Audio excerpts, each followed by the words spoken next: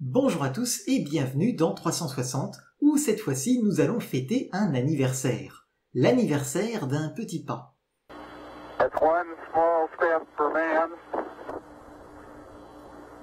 one giant leap for mankind. Il y a 55 ans, dans la nuit du 20 au 21 juillet, un homme a descendu une échelle, devenant le premier à avoir laissé l'empreinte de ses pas sur un autre corps céleste, la Lune. Neil Armstrong et ses collègues des diverses missions Apollo ont ensuite ramené divers échantillons de roches depuis la surface de notre satellite. La Chine a plus récemment réitéré l'exploit via la sonde Chang'e 6. Mais ce n'est pas de ces échantillons dont nous allons parler. Pas aujourd'hui en tout cas. Une autre fois.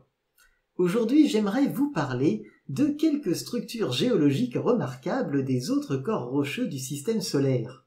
À commencer par le site de l'alunissage lui-même, la Mare Tranquillitatis, dont vous voyez ici des images. Cette région s'est formée au Prénectarien. Le Prénectarien est un état géologique qui va de la formation initiale de la Lune, il y a 4,5 milliards d'années, jusqu'à il y a 3,9 milliards d'années. La région de la mer de la Tranquillité est en fait un ensemble de cratères d'impact qui se sont superposés, s'érodant mutuellement pour constituer une vaste dépression qui a ensuite été remplie par des laves entre 3,8 et 3,3 milliards d'années. Ces laves ont formé une roche volcanique connue sous le nom d'ilménite, qui est aussi un minerai de titane, d'où l'intérêt de l'extraction minière lunaire. Le titane est peu concentré dans les roches terrestres, mais des teneurs élevées se trouvent dans plusieurs régions de notre satellite et aussi dans des astéroïdes. Il faudra qu'on reparle de minerais à l'occasion. Mais bon, changeons de décor, troquons la poussière blanche pour de la poussière brune. Bienvenue sur la planète rouge. Évidemment, la tectonique martienne est très différente de celle de la Terre. Mars est aujourd'hui tectoniquement morte, ou peu s'en faut. La dynamique d'une planète, sa tectonique, comme on l'appelle, repose le plus souvent sur le flux de chaleur qui va du noyau vers la surface. J'ai déjà décrit le principe sur Terre. Sauf que Mars a un rayon 2 fois plus petit que la Terre. Son volume interne est donc bien plus faible. Mars a été aussi chaude que la Terre lors de sa formation, mais elle représentait une plus petite masse de matière chaude et avec un trajet plus court vers l'extérieur.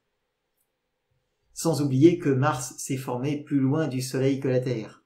Elle est donc proportionnellement moins riche en éléments lourds et donc en métaux. Donc son noyau métallique, principal réservoir de chaleur, est proportionnellement plus petit que celui de la Terre. Mars est froide. Elle a déjà rayonné presque toute la chaleur résiduelle de son accrétion. Et comme le moteur de la tectonique est la chaleur, Mars est morte. Mais avant d'être morte, elle était vivante, et bien vivante.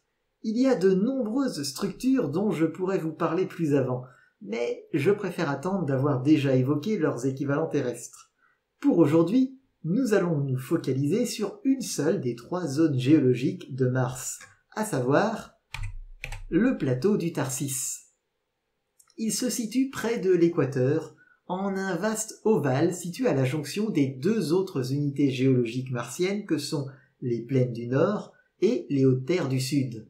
Le plateau du Tharsis fait à peu près la taille du continent africain. Son altitude moyenne, en ignorant le massif montagneux, est de 7 km d'altitude par rapport au niveau de référence sur Mars. Sa géologie est de plus assez intéressante. Les données montrent notamment la présence d'une énorme masse très dense dans les profondeurs de la croûte, comme si une autre unité de roche très dense était venue se plaquer contre la face inférieure d'une croûte plus ancienne. La région est dominée par diverses montagnes, dont les plus grandes et les plus célèbres sont le Pavonis Mons, haut de 8700 mètres, l'Arsia Mons, haut de 11 700 mètres, l'Ascraeus Mons, haut de 18 200 mètres, qui forme d'ailleurs la chaîne des monts du Tharsis, à laquelle la région doit son nom, et bien sûr l'immensément célèbre Olympus Mons avec ses 21 900 mètres de haut, le toit du système solaire. Tous des volcans, mais des volcans titanesques. En fait, le plateau du Tarsis est une province ignée de la taille de l'Afrique. Bah oui, la dernière fois, j'ai bien dit qu'on en avait terminé avec les grandes provinces ignées de notre bonne vieille planète bleue. J'ai jamais dit qu'on en avait terminé avec les provinces ignées en général. Olympus Mons à lui seul est aussi grand que la Pologne, presque aussi grand que la France. Ces 4 volcans ressemblent à s'y méprendre à des volcans boucliers comme on en observe sur Terre. Des volcans qui, à l'image d'Hawaï, ne produisent que des coulées de lave qui s'écoulent gentiment et qu'on appelle des volcans boucliers de par leur forme de boucliers posés sur la surface de la planète. Mais nous les détaillerons une autre fois, eux et les autres bizarreries du plateau du Tarsis et de Mars en général. Pour l'instant, repartons pour notre voisine, l'étoile du Verger. Vénus. Sous son épaisse atmosphère et ses pluies d'acide chlorhydrique, Vénus cache elle aussi des volcans, et pour autant qu'on le sache, ils sont toujours actifs.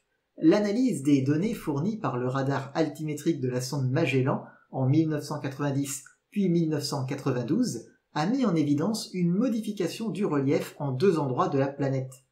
En fait, des coulées de lave venues s'installer en surface dans l'intervalle entre le premier et le second passage. Les chercheurs ont ensuite analysé ces cartes de Vénus à la recherche de coulées visibles dans le relief et ils en ont trouvé beaucoup. En 2023, des chercheurs ont même réexaminé des données du radar de la sonde Magellan et découvert une anomalie qu'on pense correspondre à de la lave encore liquide. L'observation a été faite sur le mont Sif, un volcan bouclier large de 200 km à sa base et haut de 2 km. On est déjà plus proche de dimensions normales du point de vue des habitants de la Terre. En fait, Vénus, dont la taille est très similaire à celle de la Terre, présente 4,5 milliards d'années après sa formation une activité volcanique équivalente à sa sœur bleue. La différence tient cependant dans la taille des grandes provinces ignées. Il semblerait que Vénus voit périodiquement se mettre en place des provinces ignées gigantesques, capables de recouvrir d'un seul coup une portion significative d'un de ses hémisphères. Pourtant, la tectonique de la Vénus primitive était probablement assez similaire à celle de la Terre primitive, mais les 2 planètes ont ensuite suivi 2 voies différentes. Pourquoi ? Il y a plusieurs hypothèses, mais l'une des principales repose sur le fait qu'il est très facile de démarrer une tectonique des plaques similaire à celle de la Terre quand on modélise l'évolution d'une planète plus grande que la Terre. En revanche, pour des planètes comme la Terre et Vénus, il est impossible de faire émerger la tectonique des plaques sans introduire des facteurs extérieurs. Une lune géante, des impacts se produisant de manière précise, des imperfections dans le processus de formation de la planète, ou même carrément l'influence gravitationnelle d'une géante gazeuse. Car oui, une lune de géante gazeuse peut faire la taille de notre planète à peu de choses près. En clair, pour une planète de la taille de la Terre ou de Vénus, la tectonique, la déformation de sa surface, c'est un acquis. Mais la tectonique des plaques, bien structurée, avec tous ses effets positifs pour le développement de la vie, est une chance. Une chance commune? Une chance rare? Nous n'avons que 2 planètes à étudier et entre elles, la probabilité observée est de 1 sur 2. Les modèles sont un peu moins optimistes, voire beaucoup moins optimistes selon le cas. Alors on cherche histoire de voir un peu qu'est-ce qu'il en est vraiment. Vénus est donc toujours tectoniquement active, contrairement à Mars, et elle serait même dotée d'une certaine forme de tectonique, voire tectonique des plaques, à sa façon. La conséquence de cette activité est que là où Mars ou la Lune conservent les traces de leurs activités géologiques depuis des milliards d'années, Vénus et la Terre ont effacé ces traces par leur activité tectonique récente. Le passé géologique de Vénus est donc très spéculatif, comme celui de la Terre, et même encore plus, car la surface a été en grande partie remaniée par le volcanisme et la tectonique, tout comme la surface de la Terre a été remaniée par le volcanisme, la tectonique et la tectonique des plaques. Mais sur Vénus, nous n'avons pas pu étudier en détail les structures internes de la planète, faute d'y avoir mis les pieds. Les grandes provinces ignées ne sont donc pas l'apanage de la Terre. Nombre d'autres corps rocheux du système solaire en possèdent, et il y a fort à parier que d'autres corps rocheux dans d'autres systèmes stellaires en présentent aussi. Bref, c'est sur cette ouverture sur la planétologie que je conclus cette série sur les TRAPS. À une prochaine fois, et d'ici là, puisse votre esprit demeurer vif et votre curiosité dénuée de toute limite.